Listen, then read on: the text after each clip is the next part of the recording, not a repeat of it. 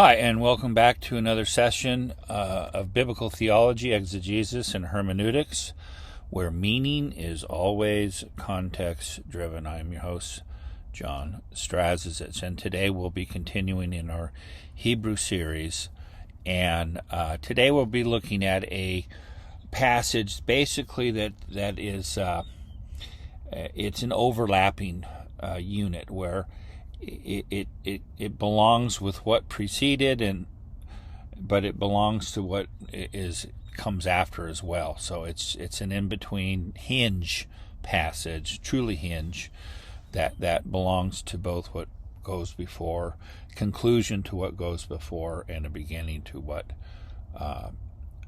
goes forward here. Okay. And coming to this very point, we'll look here at Dr. Guthrie, and he's even written his own commentary just on the structure of the book of Hebrews. So we'll take with what he has to say pretty seriously, even though we may not agree with him in every aspect, but he certainly has devoted time to looking at the book of Hebrews structurally. These verses stand at a particularly important crossroad in the book. A number of thematic paths down which the author has already traveled lead to this way station, such as Jesus as Son, the importance of faith, and the sin factor. Yet this passage also serves as a departure point for a consideration of Christ's high priesthood, a vitally important theological motif that extends with vigor all the way to 1025. Although these three verses may seem brief and somewhat unadorned, they serve as a crystallization of Hebrews' main message, a snapshot of the sermon. Thus, this passage offers an opportunity to rise momentarily above the complex twists and turns of the discourse and view the larger scope of the author's intention. It is difficult to overstate the importance of 4:14 to 16 in understanding the organization of the book. This passage serves both as a conclusion to the exhortation running from 3:1 to 4:16, and as an opening for the great central exposition on the high priesthood of Christ. Thus, it has been labeled an overlapping transition, and in this we are definitely going to confer here with Dr. Guthrie. Now, the only point here is he's using 4:14 to 16, but once you come to chapter 5, verses 1 through 10, you're forced to see that. Well, where does 4:14 to 16 really fit in? Does it fit in closing off the section before? I mean, yes, it does, but it's going to seem that you're going to want to connect it here structurally to 5. This is a 5. Excuse my writing. 5:1 to 10, because once you go to 11, then we have it's a digression here from this exposition here. So what I'm trying to say is that it's the overlapping is not just 4:14 to 16, but it's 4:14 all the way to 5:10. So I'm going to join these two units here because they're more. Because chapter 5 verse 1 starts off with a gar. Okay, it starts off with it's a basis clause for what was going on here in verse 16. prior. So, it's just there's sticky issues here either way you go, and you're going to see scholars here divide over some of the structure, but regardless of really of who you go with, you can just say what Guthrie just said here, just for 4 to 4 to 16, or you can have it all the way from 4:14 all the way to 5:10.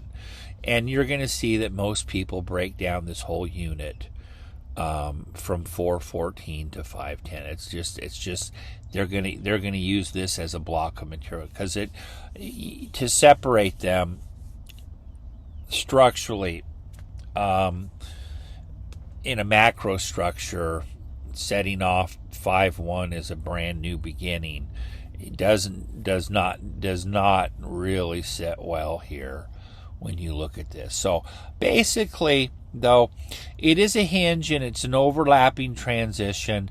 That's the best way to use his language here, but to apply it all the way to 5:10.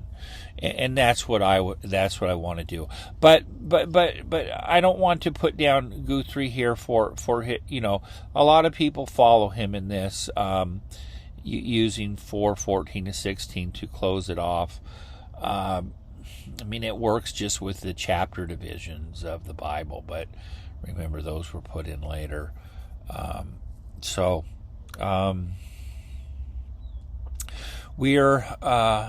we need to listen here to what Guthrie had to say.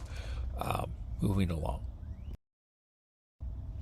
Okay, I always like trying to get what O'Brien has to say, even though he's been somewhat disgraced here through plagiarism. I can overlook that. He was an older gentleman, and he may have forgot some things here, or was a little lazy. But he is a very excellent exegete, and he has a lot of good things to say.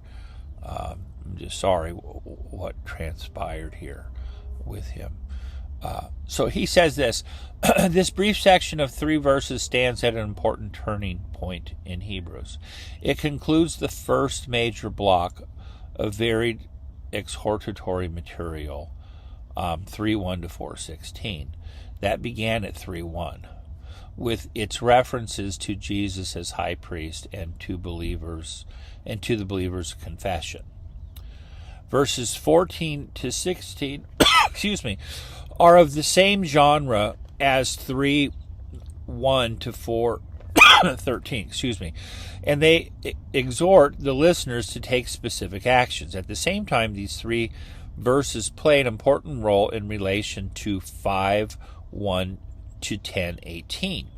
The reference to Jesus' high priest who has passed through the heavens connects 4:14 to 16 thematically with 2 main movements in this large block of material. Number 1, the Son's appointment as high priest, and 2, his superior offering in heaven. Our short passage therefore serves as a conclusion to one section and an introduction to the next, the great central exposition of the high priesthood of Christ. It thus functions as an important overlapping transition. So you could see he's leaning on Guthrie here heavily in his statements here, and just wanted to point that out. Now coming here to De Silva, he has an important statement here that we need to see. We need to see this connection here. This inclusio connection here between 4:14 to 16 and 10:19 to 23. Having raised a stark image of standing completely vulnerable before God's all-piercing word and all-seeing eye, the author turns immediately to an exhortation to hold on to the favor that God favor of God that Jesus, the mediator par excellence, has made available. The addressees should regard the friendship of Jesus and the access to God's help he provides as the all more desirable, even essential, after the warnings and images of 3:7 to 4:13. This exhortation provides an introduction to the central topic of the sermon, namely the quality and effectiveness of Jesus' mediation, and that would be as a high priest. The author signals the limits of this central section by crafting an impressively rich inclusio between 4:16 and 10:19 to 23, underscoring also the importance of these exhortations in the program of the author for his audience. The correspondence laid out to show verbal correspondences in Greek are as follows. So you'll note here it says, having therefore a great high priest, Jesus. And then if you go over here to 10, chapter 10, having therefore, yada, yada, yada, a great priest through the blood of Jesus, okay, let us hold on to the confession, let us draw near, since we have boldness. And then this is going to parallel over here, let us hold on to the confession, let us draw near with boldness. So you can see that there are verbal parallels here. And he's saying that this forms the inclusio of this passage, that forms a beginning and an ending to it.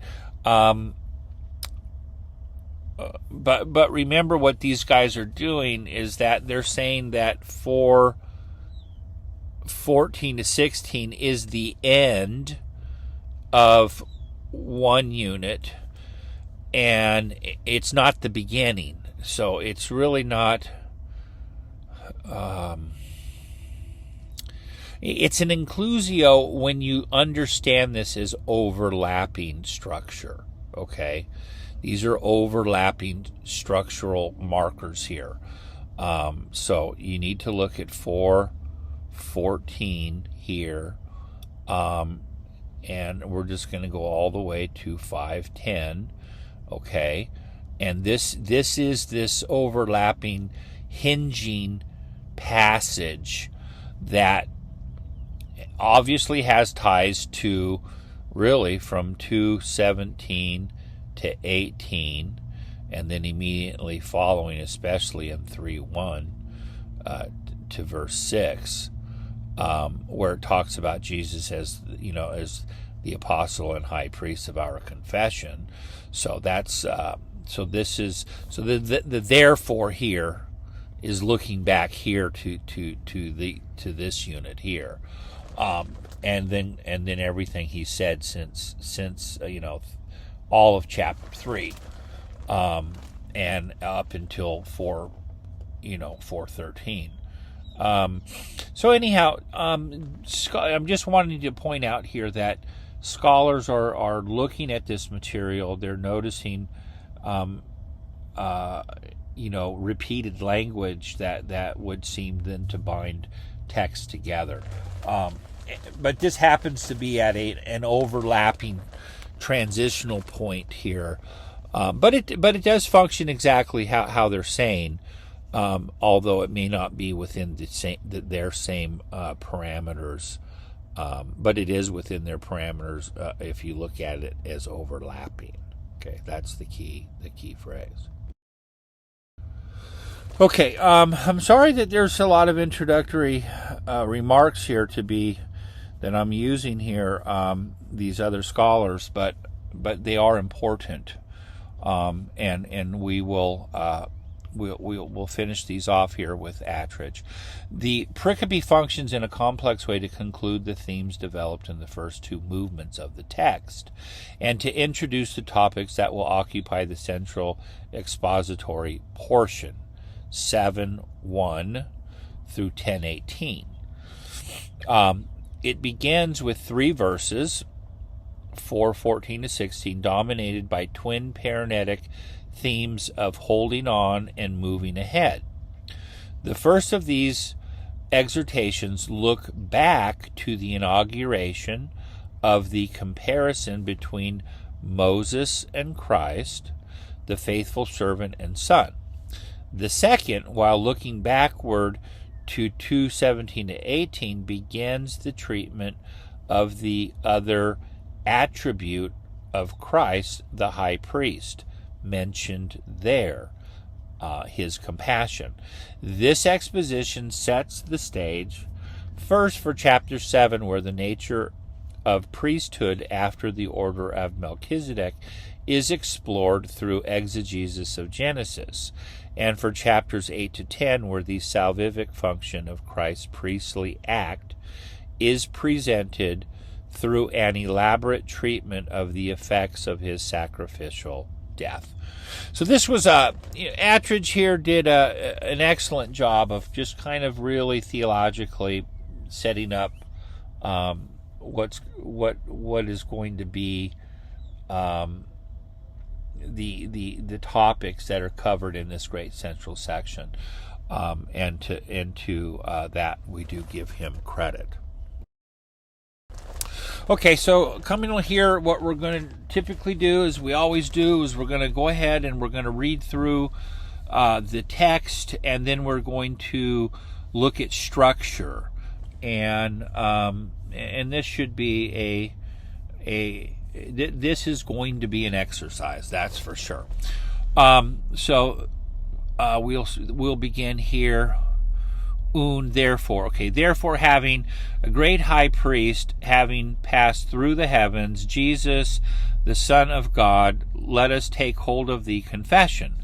For we do not have a high priest who is unable to sympathize with our weaknesses, but having been tempted in all things in like manner, without sin.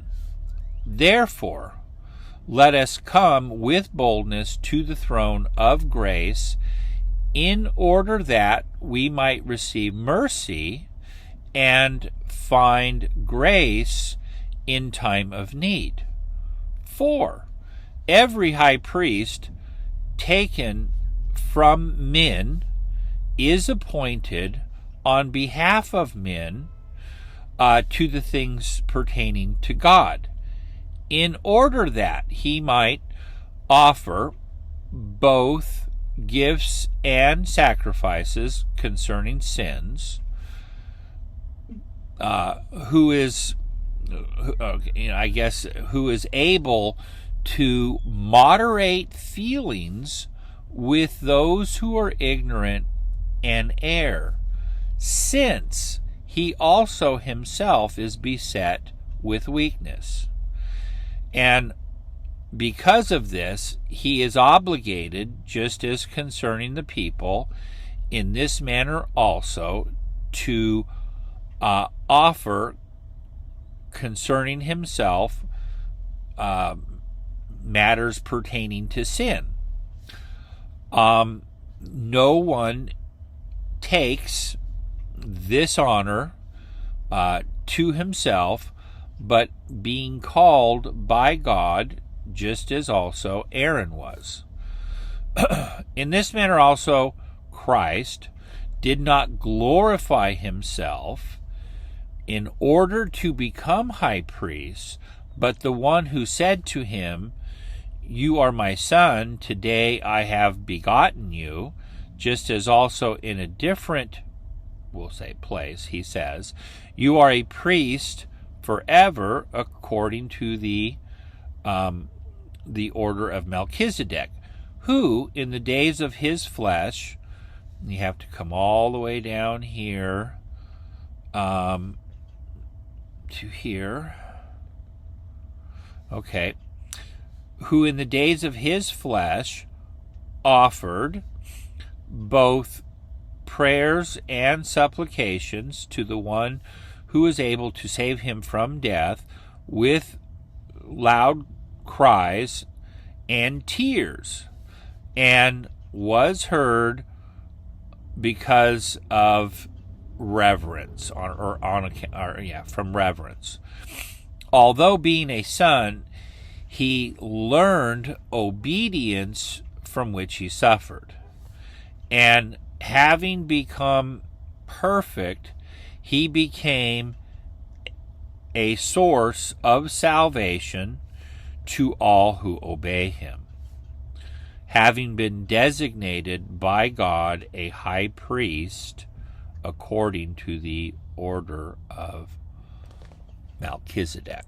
Okay, so that is a brief reading here through this Greek text here of our passage, and what we're going to do then is break down the text into units, and you can already see that the Greek text has already brought kind of basically set off here some of these units to in the groupings that you see, and we'll see the logic for most of this. Okay, moving along. Okay, and now coming here to this particular slide, we'll be looking here fairly quickly, diagrammatically, through verses 14 and 15 here. And so we see that this unit here begins with an inferential un. We have it on standards. And the subject is assumed within the verb here, so we just put an X here because we don't have one stated. So the main verb that's controlling all of verse 14 is kratomen, and this is a hortatory subjunctive. It's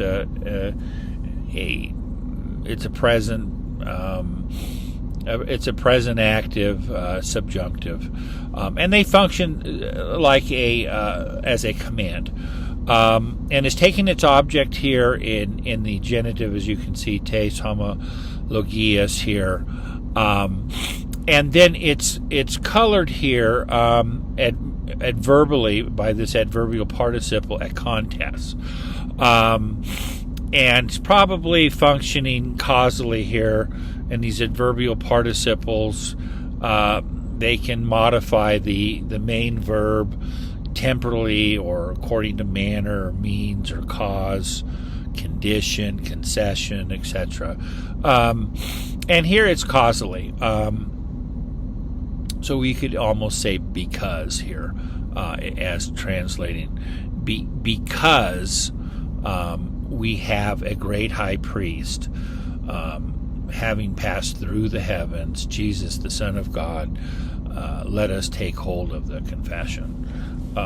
So this is how we would approach this particular this sentence diagrammatically, and so we have this dla luthota here, and this is going to be an adjectival participle functioning attributively. It's modifying archieria, the great high Jesus as our great high priest, who has, and this is a perfect participle, who has passed through the heavens, and so this here would basically have, tous here is plural, the heavens, kind of like it's picking up on the Hebrew word shemayim, that we would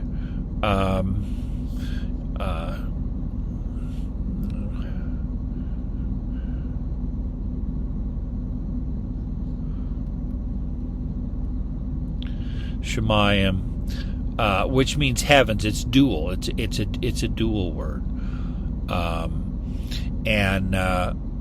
So anyhow, so when we look at this, having passed through the heavens, well, you have to kind of go back to Genesis, and so it has a lot to do with probably Hebrew cosmology.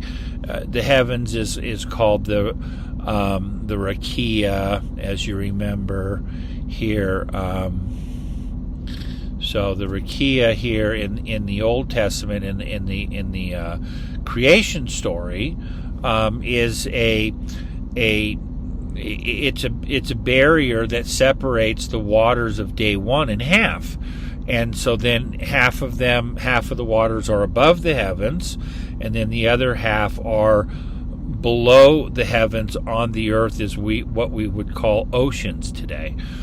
So the great body of water of day one was split in half, and what separating the heavenly waters from the earthly waters is the firmament dome that's above the earth, and that is biblical cosmology, and that's absolutely probably what he's referring to here, having passed through the heavens. So he would have to pass through the firmament, and since heaven is dualized, there's the heavens we see from the earth, and then there's the heavens above. So that would nicely give us understanding how Jesus is the one who passes through the heavens. And I guess there's always a little coloration here of, how the high priest would pass through the holy place into the Holy of Holies through the veil, and then so the firmament would be like cosmically this veil that separates heaven from earth. And if you look at Psalm 19, and Psalm 104 and Isaiah 40:22, you'll see that the heavens it's typically always, it's called like it's a metaphor of a tent. They're like a tent, that the sun was put inside, like Psalm 19. You can look at that. It's there. It's in the literature. It's well established, and it's definitely not going anywhere. So anyhow, this here may give some coloration to that cosmically. So we have Jesus, our great high priest. He's not just passed through and into the he's gone into literally the Holy of Holies, into heaven itself. So he's passed through the heavens, and this veil of the firmament that would separate the earthly realm from the heavenly realm would be the rakia. So he's passed through that. Okay, moving on from there. Then we have Jesus, Yezun, Huion, Tutheu. These are in apposition here to archieria. So these are just titles for the high priest, making it known by those proper name Jesus, and then the kingly title Son of God. So this verse here ties king and priest together to Jesus. So this is really, he's really beginning to make his Melchizedekian, that's where he's going here in verse, that's where he's going to ultimately head here in this passage. So we can already see that. Okay, moving along here to verse 15, Gar, we have the basis clause here, establishing the basis for our confession here. And then we have our baseline here, ekomen, uk, archieria, for we do not have a high priest. And this is how it starts off. And so the object of the verb is archieria. We do not have a high priest, and then it is bifurcated here further in two adjectival participles, attributively here, functioning here, dunamenon and peperosmenon. And what is to be noted here is that this is set up negatively. Uk and me. We do not have a high priest who is unable to sympathize with our weaknesses. But de peperosmenon. But we have a high priest who has been tempted according or in every way, in in like manner without sin. So we've got these three stringed prepositional phrases here that give us the manner and how he was tempted in all things in like manner, yet without sin or apart from sin. Chorus hamartias. And so just the very what's important here about looking at these diagrammatically, the sentence is going to be framed here in 15 by these participial clauses here that is bifurcated, and it's contrasted, and it's set up one stated negatively, but in a positive sense, because it says we do not have a high priest who cannot sympathize with our weaknesses. So it's a double negative. But we have one who has been tempted in all things in like manner without sin. So it sets up the contrast, and so we know that he wants to stress these two thoughts, but he does it through a negative and a positive, and then he modifies this in the manner and how he was tempted in all things in like manner without sin. So anyhow, so this is how we would approach diagrammatically verses 15 and 16. Okay, so now coming here to verse 16 here, let's go ahead and then pick up the diagrammatical analysis here. So here we have our second hortatory subjunctive prosercometha here on our baseline here, and it's taking its object in the dative, probably with with motion to or towards, and you'll see that proserchomai would is followed by the dative typically. So here it's functioning as the direct object. Therefore, let us come to the throne. Then it's modified of grace. But before this, we have a prepositional phrase here modifying our main verb. Let us come, and here's how it's colored, with boldness, parasios, and so parasios refers to the right of the citizens to be able to voice their opinions before legal bodies of government. And so this way, when we look at this now, we are legal citizens of heaven as part of the kingdom, and that we are able then to speak forthrightly before the throne of grace, in prayer to God concerning our predicament that we find in life, where we need to access Jesus, our high priest, who's going to represent us before God. So we are able to come with forthrightness of language, so that you can talk to God. Obviously, here, meaning in a very, very open way, and that you don't have to be afraid of being open with your feelings. And obviously, you need to know who you're speaking to God.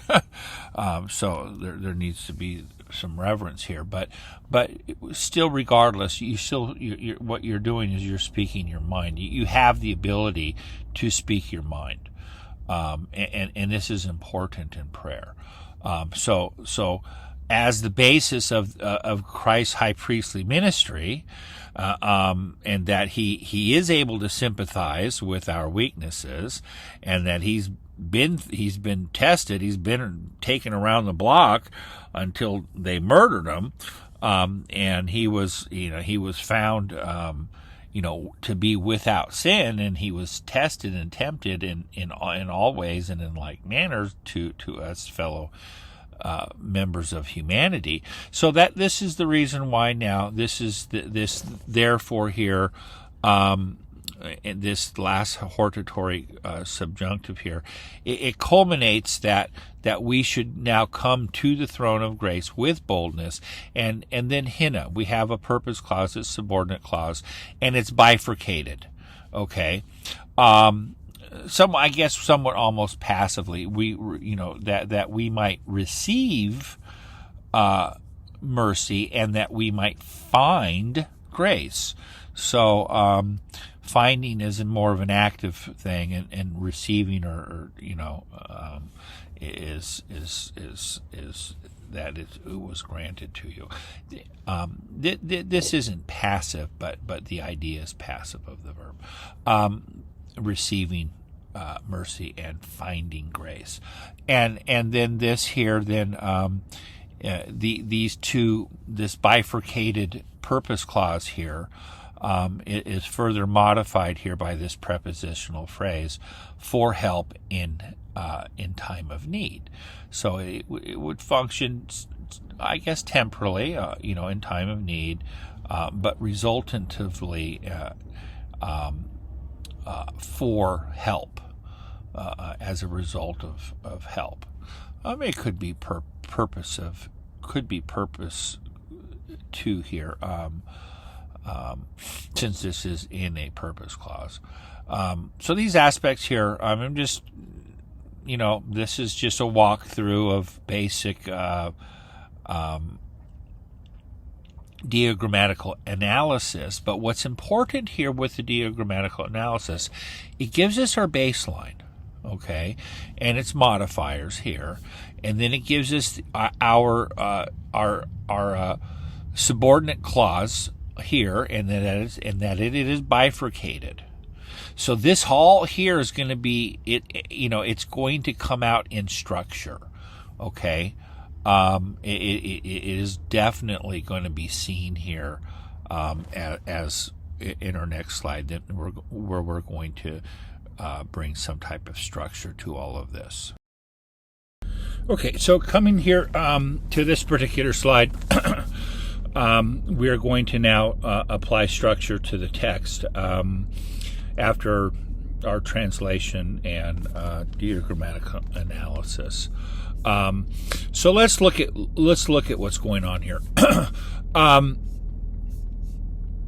When we look here at verse 14, we start off here with therefore.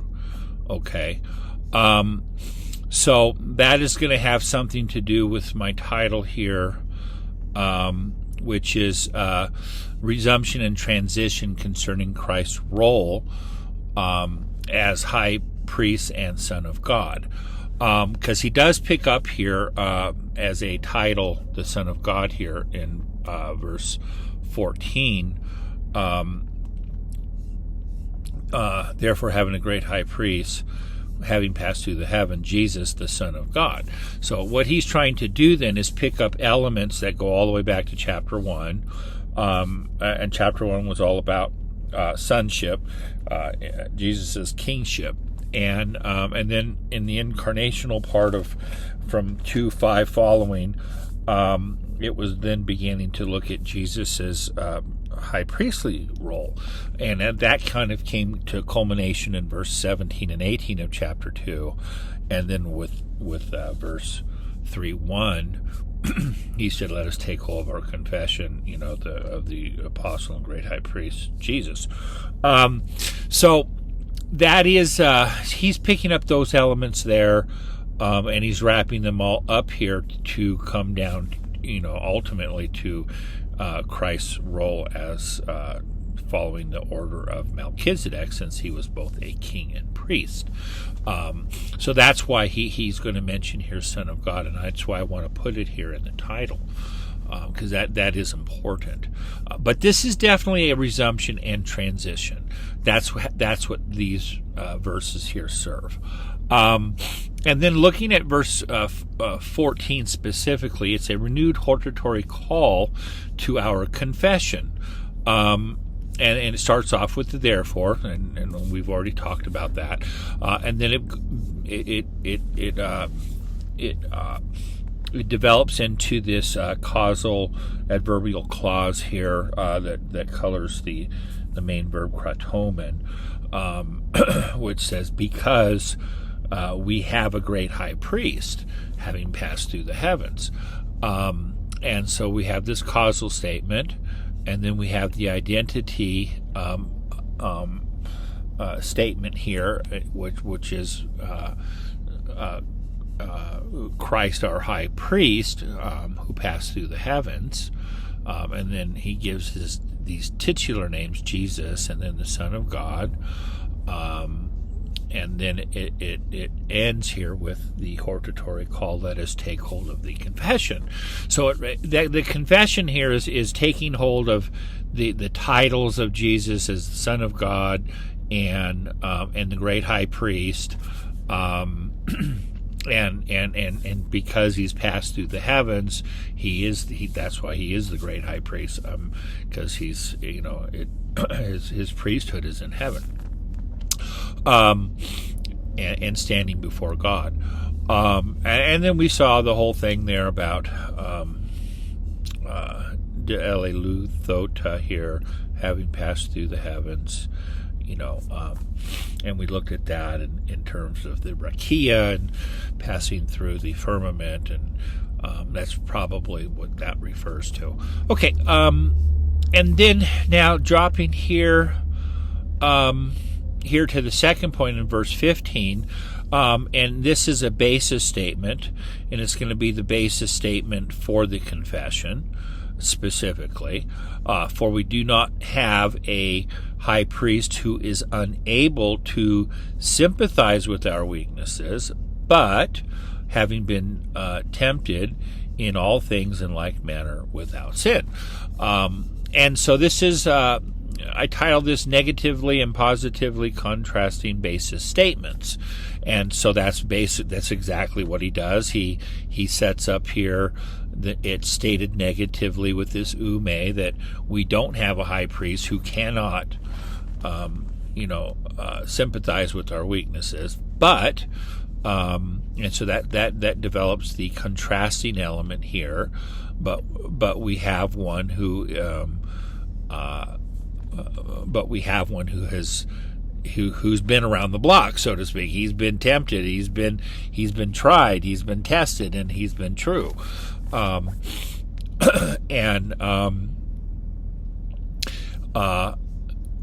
then so this is what he develops is the basis statement for this for verse 14, for the hortatory call to our confession.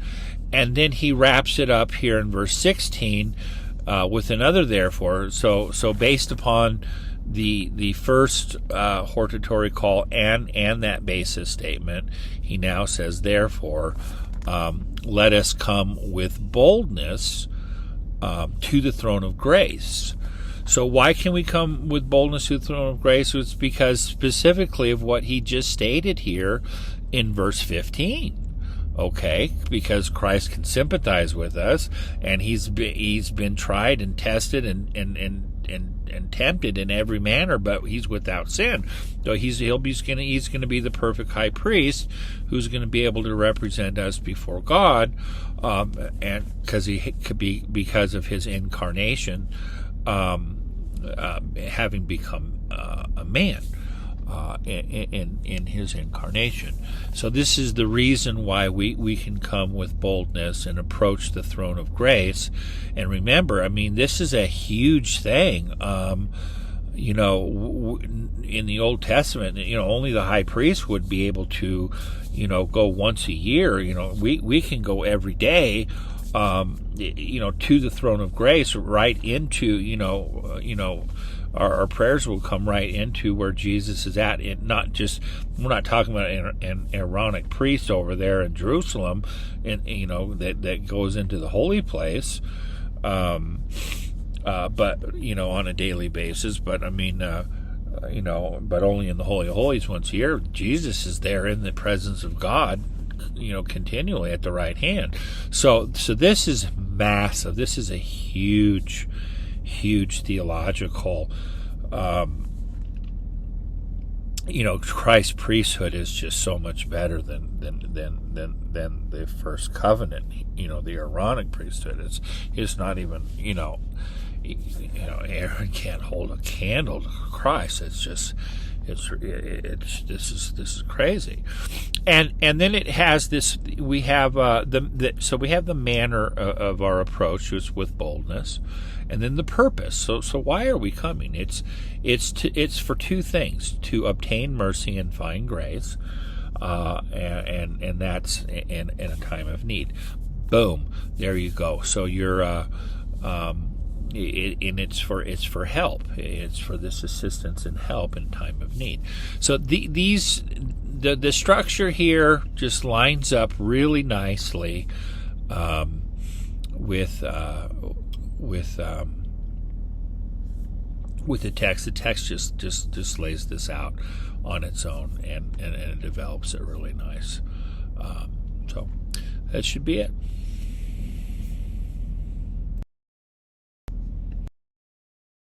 Okay, now coming here, as we're moving along here to 5:1-10, so you can see here that once you come to chapter 5, verse 1, we have it starts off with Gar.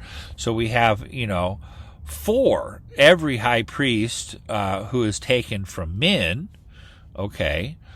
is appointed on behalf of men to the things pertaining to God, in order that he may offer both gifts and sacrifices on behalf of men, who is able to moderate feelings for those who are ignorant and those who err, since he also is beset by weakness. And so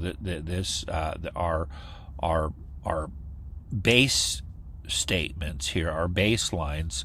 There's two main verbs here, kathistatai here and aphele here.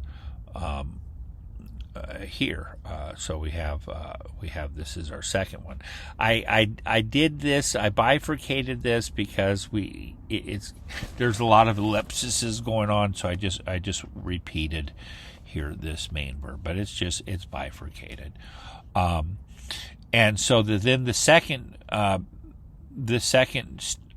base line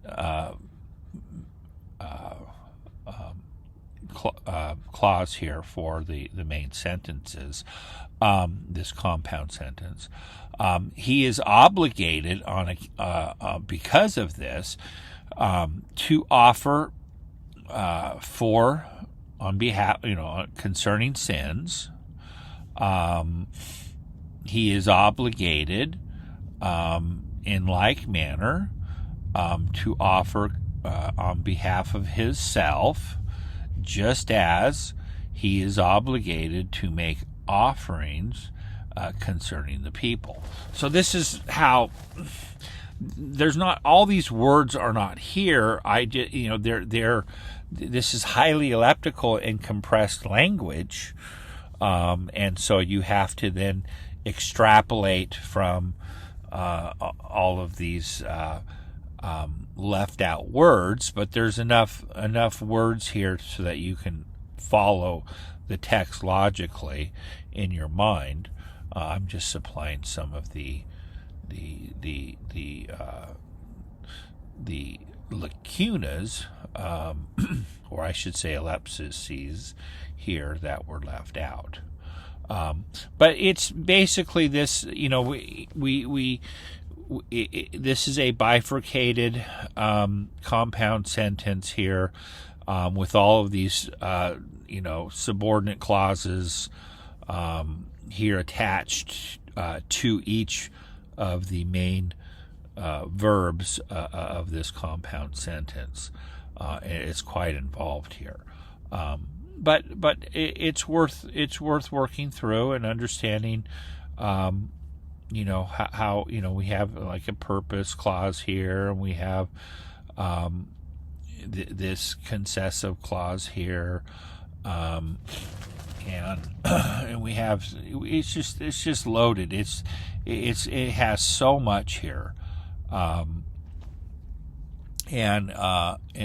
it's just this is your anatomy of how you're looking and understanding the grammar. Okay, now to put some structure upon these difficult sentences here, and we're talking here really about the qualifications of a high priest in verses 1 through 4, and so here we have our two main verbs here: appointed from amongst men and obligated to make offerings for sins. These are the two main thoughts.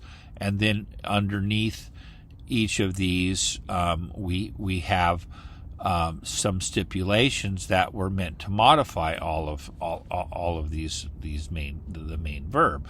He's appointed from amongst men on behalf of mankind to the things of God, the purpose to offer gifts and sacrifices, and he's able to moderate feelings towards sinners, and that is the ignorant and those who are errant.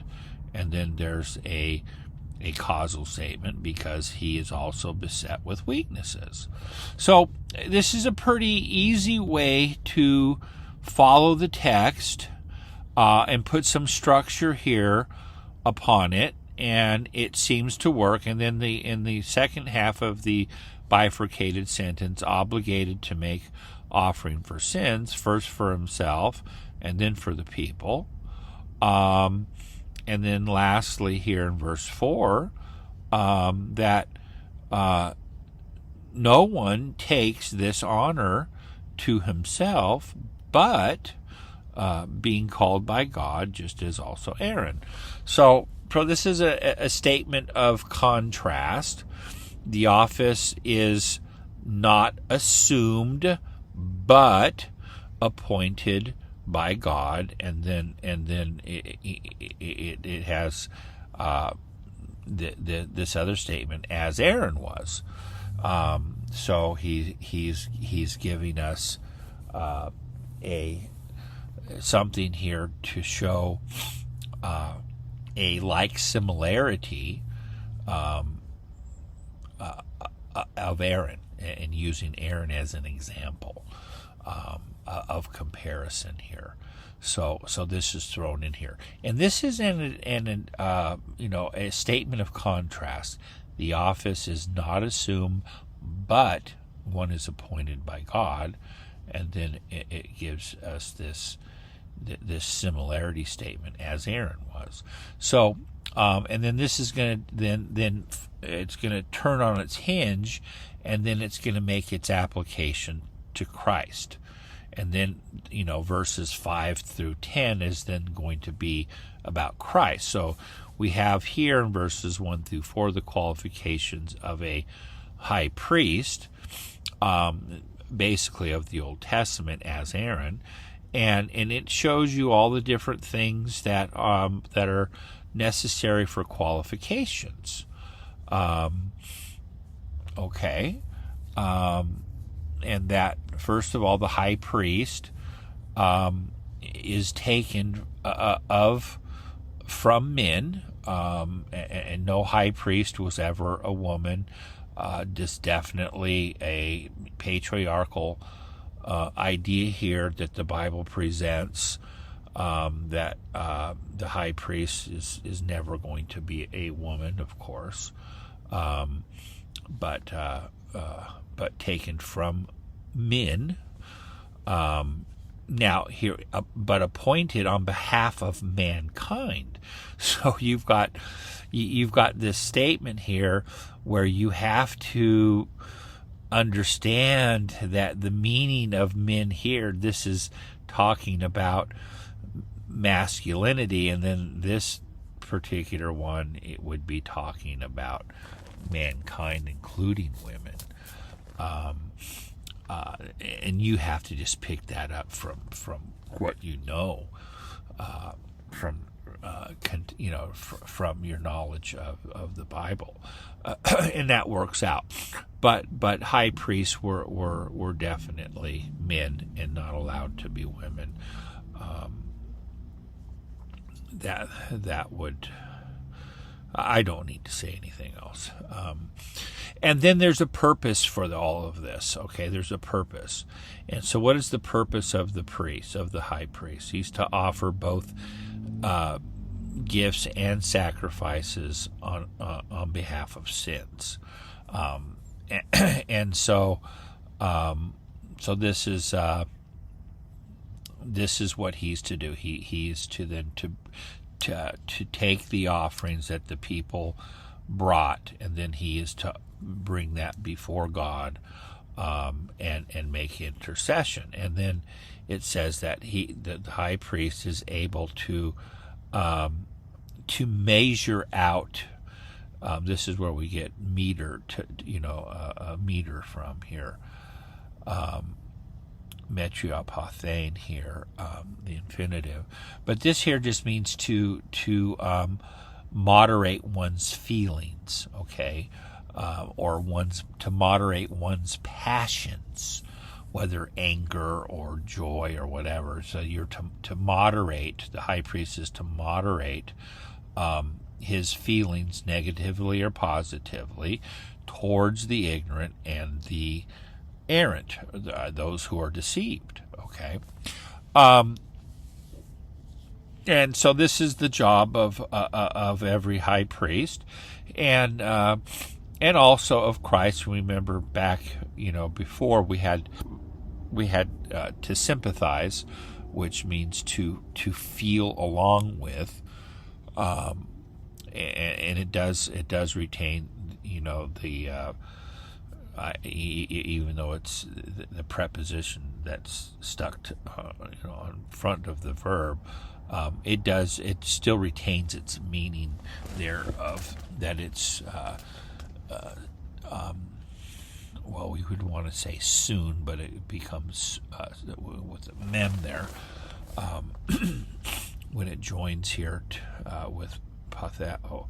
So anyhow, this means with, to sympathize with, okay, and this one means to metriopathein means to moderate, to regulate, really, to regulate one's feelings. That's what I mean by moderate. You got to regulate or measure your feelings, how much you are going to then express. You use moderation with how much you express of your feelings, for the ignorant and those who are deceived. Since, okay, so this is causal here.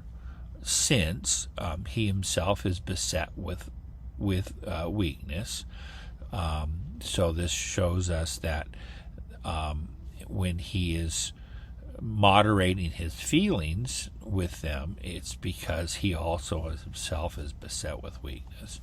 And on account of this, he is obligated, just as concerning the people, in like manner also concerning himself, to make offerings for sins. And this is a rather complicated sentence, but it all pans out. It makes sense here. And then it ends in this statement here that no one takes this honor to himself, but is called by God, as also Aaron was. So you just don't tell yourself, oh, I'm going to become high priest. Well, that didn't work out too good here, when you came here to number 16, okay, when you had Korah. Remember, the earths opened up and swallowed Korah, Dathan, and Abiram, and fire came down and burned the 250 others the other clowns that they got to go along with them to take up censers to be priests, because they wanted to have Aaron's job as priests. They thought that Moses and Aaron had arrogated to themselves all of this power, and that they were saying, hey, you know what? I'm of the priest. Korah said, I'm of the priestly family of the Kohathites, just like you are, Aaron and Moses. And then Dathan and Abiram, these were Reuben's sons, so that's the firstborn son of the sons of Israel, and they stood up. So you got the Kohathites that leagued up with the Benjaminites, the Reubenites, and they got this whole thing going, hey, you know what? Moses and Aaron are hogging the priesthood and all the power, the political power, and religious power, and we want a part of that, and they thought that they were being screwed. And that's when the earth opened up and they all went down to hell. And that's how you know that Sheol is underneath your feet. Okay, hell is below us. And then you can see how Aaron was appointed here in Exodus 28:1 by God. So you don't just go placing yourself in ministry, okay? You need to be called by God, and you need to be able to state why you're called by God. You just can't just say, oh, well, that's what I felt like doing. No, you need to be called by God, okay? That means a real calling, all right? And I'll let you figure out what that means, okay? God had to knock on your door in order for you to take up that type of thing, that type of ministry unto yourself. Okay, coming here to Coaster, let's see what he says. He is able to curb his emotions. Okay, so we're talking about here metria patheo here. Curbing emotions entails finding the mean between indifference and extreme feelings, especially of anger and grief. One should not grieve over bitterly as an utterly new and unheard of misfortune, nor yet assume an indifference as though nothing painful had occurred, but choose the mean rather than the extremes, and aim at moderation of feeling. And you can see this is how Philo is going to talk about it in Abraham, and Joseph, and then we have Josephus' Antiquities. You can see where Josephus uses the same verb.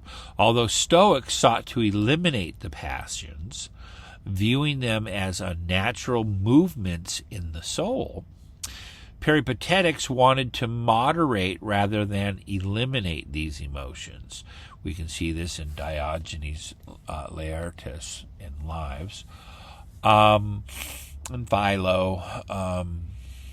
And according to Leviticus 21:10-21, the high priest was to restrain any show of grief, curbing emotions, while a virtue is of a lesser order than the active sympathy shown by Jesus.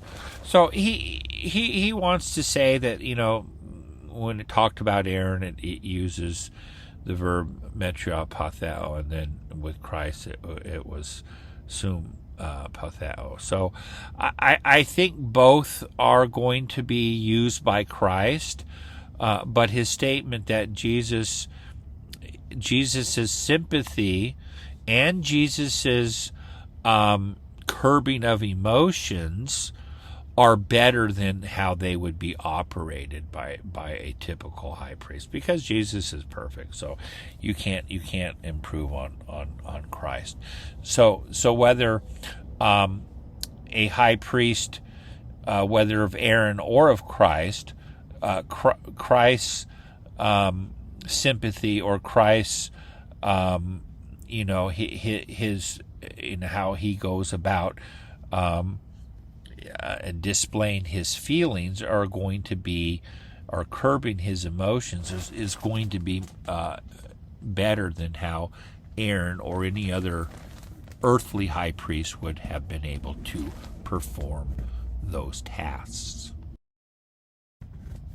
Okay, Attridge says this: as a technical philosophical term, it designates the peripatetic ideal of controlling emotions rather than eliminating them, with which the Stoics advise. The earthly high priest is capable of acting with moderation towards sinners. Despite the connection with 415, the infinitive metriapathein is not synonymous with sympathesai. The verb, which appears only here in Scripture, basically means to moderate emotion, and the word group is particularly used in cases where the emotion involved is anger. One who moderates anger towards sinners treats them with consideration, and that is what the human high priest was supposed to do. The difference between metriapathein in this section and sympathesai in 415 is significant and indicative of the argument implicit in this pericope and explicit throughout the later development of the theme of high priests. An analogy, not a strict equivalence, is established between ordinary high priest and Christ. The ordinary high priest controls his anger. Christ actively sympathizes. His salvific function, person, and divine authorization are thus better than theirs. I'm just going to, Harold, Attridge, and, Coaster basically thinks that the author is pitting one verb against the other and tying this with Christ and metriapathein with human high priest. I think Christ also moderated his feelings towards people, okay? And he also sympathized with them. So, it's not one or the other, it's both and. Just when we read these these commentators, remember that they're not the end all. We need to you need to be able to trust yourself and your own judgment here, and you need to double take. Just don't get on a bandwagon. Okay, I mean, the bandwagons are fine when what they say is great. Yeah, we all want to be on the bandwagon. It's nice to be in a big company, but we just want to make sure that that you just don't jump on the bandwagon for everything. You need to moderate your thoughts and your feelings of whether or not everything they say is what it is. Now we'll come here to another statement here that Attridge makes.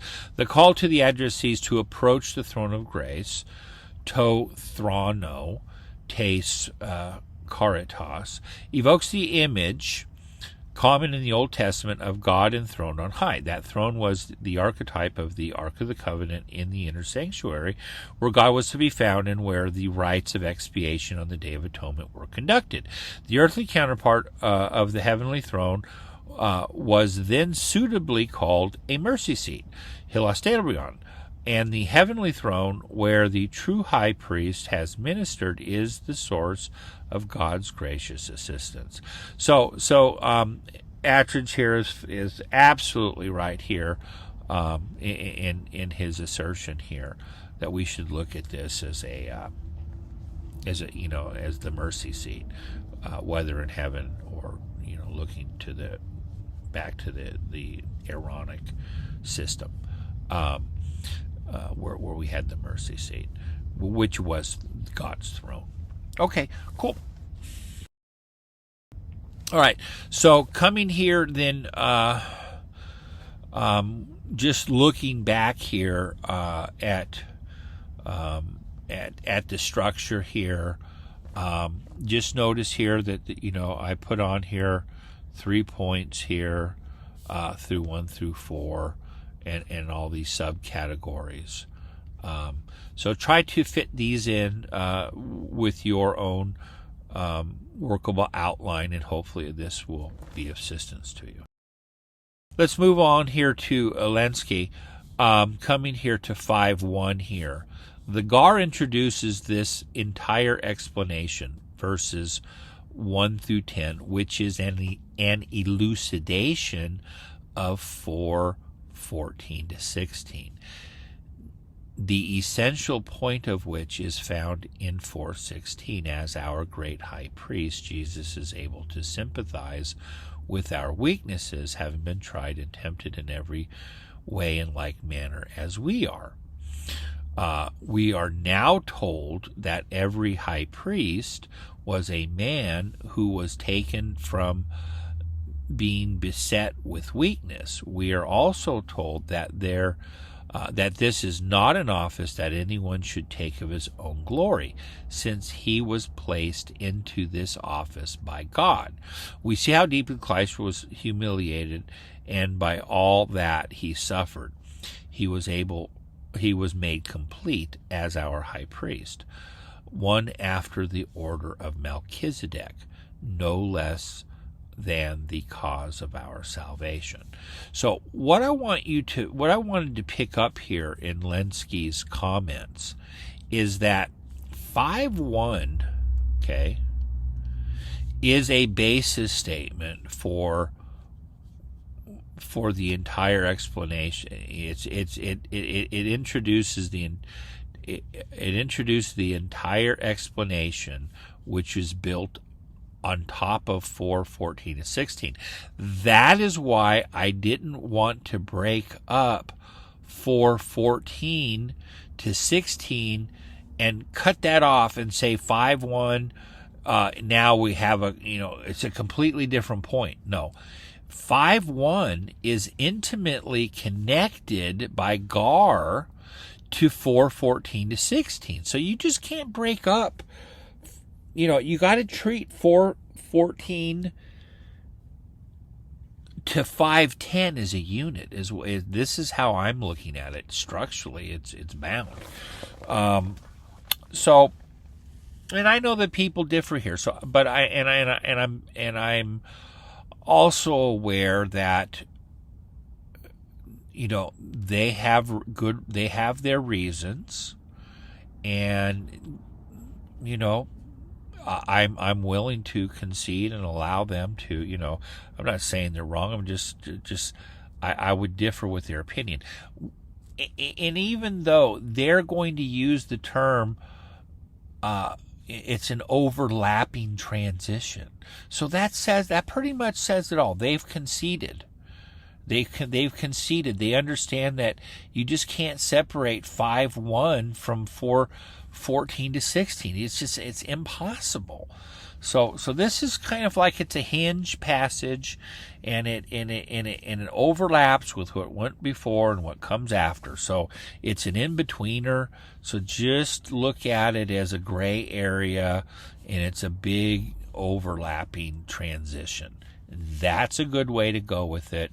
So you can allow those structurally who want to keep it the big unit like me, versus the people who want to bifurcate it at 5:1. So anyhow, that is that's what Lenski here has to say, and I wanted to highlight that. Okay, Luke Timothy Johnson, 5:1 to 4. The author presents in a remarkably compressed fashion a description of every high priest, enumerating 12 qualities that in one way or another will also be ascribed to Christ, over the course of composition. First, the job description. The high priest is one, taking from among humans. He's that's true, but it's from amongst men. Two, on behalf of humans. That's right. On behalf, this is right here. Three, in matters pertaining to God, to offer gifts and sacrifices for sins. Next, the personal dispositions, dealing gently with ignorant and wandering, sharing their weaknesses, offering gifts for himself as well as for the people. Finally, the matter of vocation, not chosen by oneself, chosen by God in a manner that Aaron was. Okay, so very good. He makes these points here, and I think that you would do well to incorporate some of his thoughts that he put in here, and that this really does work well, and I commend him for his studiousness here. Out of this list, two elements are immediately selected for development. First, Jesus was chosen by God as high priest, demonstrated by the collation of two psalm verses. That's 5:5-6. Second, Jesus shared our weakness and learned obedience through what he suffered, demonstrated by a depiction of Jesus's human prayer. Verses 7-10. So this is excellent right here, that these two elements immediately selected for development. So one was that Christ was called by God, and it uses Scripture to prove that. And secondly, it talked about that Christ learned obedience through what he suffered. Okay. And then it demonstrated by a depiction of Jesus' prayer life. Okay, perfect. Excellent. Okay, so let's look at the big structure here in verses 5-10. So, negatively express Christ's non-self-promotion to the high priesthood. And let's look at here at verse 5. Likewise, also Christ did not glorify himself in order to become high priest, but the one who said to him, "You are my son, today I have begotten you," just as also in a different, we'll say, place here, he says, "You are a priest forever according to the toxin, the order of Melchizedek." So this here we have it negatively stated and then positively stated. Okay, Christ did not self-promote himself, but, and then it says that he was promoted by God, as it says in the Scripture. So it gives you the Scripture citations. One was he starts off with Psalm 2, and then he moves to Psalm 110. So this is the kingly nature of the Son, which is exhibited in Psalm 2, and then in Psalm 10, the priestly nature of the Son. So this combines the office of priest and king, which Melchizedek operated in. He was both king and priest. So this now is tying together the logic of the whole Melchizedek priesthood that Jesus is going to be a part of. And I got some homework for you. Try to find out anywhere in the text where it says that Jesus was far superior than Melchizedek. Okay, try to find that. Good luck. And there's reasons for that. We'll tackle that later. But this is super important. You can't get over this.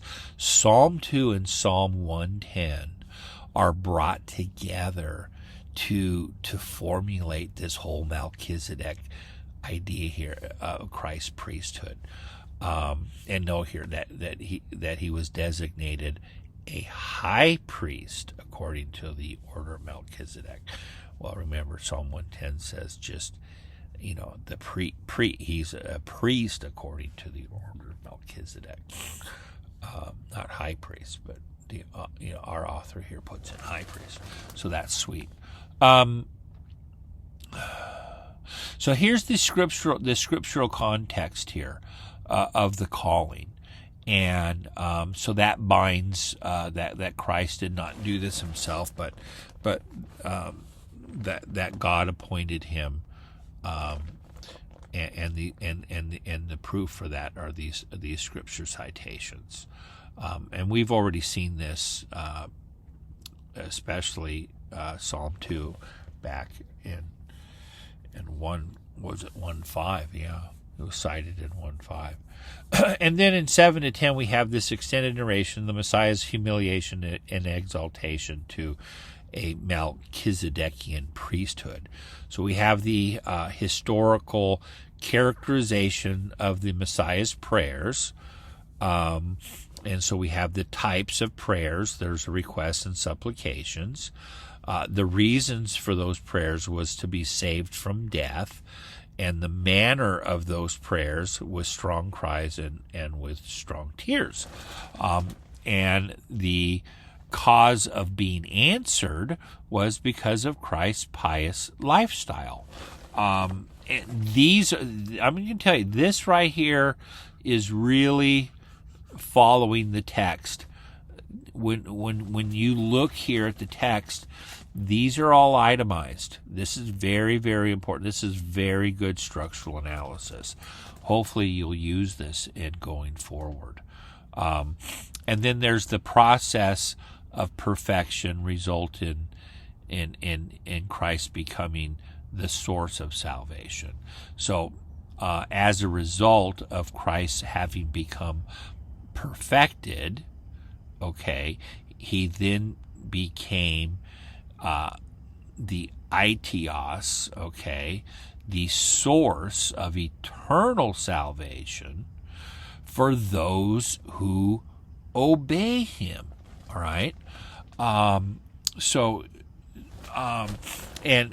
obedience means to accept Christ's sacrifices, his mediatorial priestly sacrifice and atonement for our sins, and then to obediently follow him in whatever he says. And then it says that he was designated by God a high priest according to the order of Melchizedek. So that's stated here in verse 10. So all these points here, this structure here really works good with this text, and you just follow the text, and then itemize what he's saying, and then try to then put that within some type of structure of ideas, of coordinated ideas that bind them together. And you could really see like types of prayer offered, request and supplication, and then reason for the prayer, to be saved from death, and then the manner of prayer with strong ties and tears. So you can this is all conceptualized analysis, and through conceptualizing the text, understanding the ideas, then you can itemize the analysis in structure. Okay. Now coming here to David De Silva, the author appeals to Psalm 110 as a witness to the fact that Jesus did not usurp this privilege for himself, thus making a false claim to an honor not his own. Christ did not glorify himself. Rather, he was given this honor by the command of God, just as Aaron had formerly received divine legitimation for his priesthood. The author achieves this through something resembling an application of Gezerah Shava. A second recitation of Psalm 2:7 prepares the way by reminding the hearers of the exegetical principle that the Psalms are to be read as pertaining in some way to Jesus, just as Psalm 2 addresses Jesus directly, you are my son, today I've begotten you. So also Psalm 110 can be read as addressing Jesus directly. The author has already used Psalm 110 as an address to Christ at 113. So the audience is prepared to accept Psalm 110:4 as addressing Christ as well. You are a priest forever, according to the order of Melchizedek. The two recitations are held together by the pronoun you, or basically you are. You are my son. You are a priest. And the formulation of predicating some title or quality of this depends on a mutual acceptance between author and audience of the Christocentric reading of the Old Testament, but the author gives no indication in his sermon that such expectation would be ill-founded or ill-received. That's his point. So anyhow, he's taking a jab here. There may be some Gezerah Shava here going on in the text, and I can see that you are a priest and you are my son. So you can see the parallel there. This may be what was in the author's mind in this, but the big parallels here by the recitation of these two verses is to combine the priesthood and the kingship that these two texts bring, and then that this will then match Melchizedek, since he was the priest and a king, and unlike Aaron, Aaron was the priest from the tribe of Levi, and the kingship was through the Davidic line, which was through Judah. So those are two different, completely separate things, but they're combined in Melchizedek, and that's what our author was getting at. So this is awesome. This is just setting up the whole central theme of Jesus as high priest in the book of Hebrews. So this was a very, very important section in the book of Hebrews. That's solidifying an argument going forward in this book. And next, he's going to digress now, going forward in the next unit. But he's going to pick it up in chapter 7 with the whole Melchizedek thing. But this not needed to be tied, and it needed to have some legitimacy through scriptural citation for Christ's calling to become a high priest. And this unit here supremely showed this. So it's an excellent. This was an excellent part of this book. Hopefully, it wasn't dry for you, but I mean, it's exciting to see how his topic here of presenting Jesus as the high priest through the order of Melchizedek, how it's going to go forward and be developed. Okay, if you have any questions or comments, please contact me here at these email addresses, and hopefully, you can give some thoughts that you would want me to address. That'd be helpful. Awesome. Okay. This will end our discussion for today.